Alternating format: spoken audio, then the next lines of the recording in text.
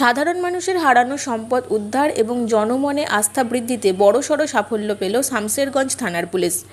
হারিয়ে যাওয়া ও বিভিন্ন সময় নিখোঁজ হয়ে যাওয়া মোট 50টি মোবাইল ফোন উদ্ধার করে তা প্রকৃত মালিকদের হাতে আনুষ্ঠানিকভাবে তুলে দেওয়া হলো। জানা গেছে, মোবাইল ফোনগুলি হারিয়ে যাওয়ার পর মালিকরা শামশেরগঞ্জ থানায় পৃথক পৃথক অভিযোগ দায়ের করেছিলেন। এই অভিযোগগুলোর ভিত্তিতেই তদন্ত শুরু করে পুলিশ।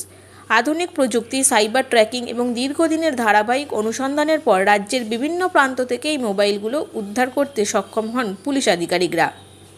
উদ্ধারের পর সমস্ত আইনি নথিপত্র এবং তথ্যাদি যাচাই করে প্রকৃত মালিকদের চিহ্নিত করা হয়। এরপর আজ আনুষ্ঠানিকভাবে সংশ্লিষ্ট ব্যক্তিদের হাতে তাদের স্বাদের মোবাইল ফোনগুলি ফিরিয়ে দেওয়া হয়। দীর্ঘদিন পর হারিয়ে যাওয়া প্রিয় জিনিসটি ফিরে পেয়ে স্বাভাবিকভাবেই উচ্ছ্বসিত মোবাইল মালিকরা। তারা শামশেরগঞ্জ থানার পুলিশের এই উদ্যোগকে সাধুবাদ জানিয়েছেন। পুলিশের এই তৎপরতা সাধারণ মানুষের মনে নিরাপত্তা ও বিশ্বাস আরও সুদৃঢ় করবে।